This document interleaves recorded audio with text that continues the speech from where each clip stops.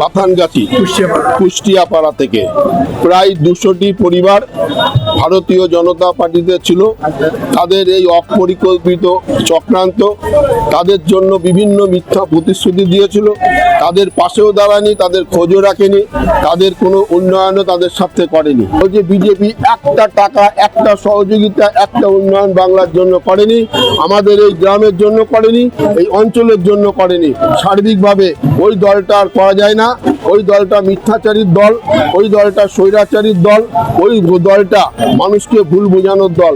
তাই আমরা মমতা বন্দ্যোপাধ্যায়ের উন্নয়নের শরিক হওয়ার সাথে মমতা বন্দ্যোপাধ্যায় পারবে আজকে বাংলাটাকে রক্ষা করতে।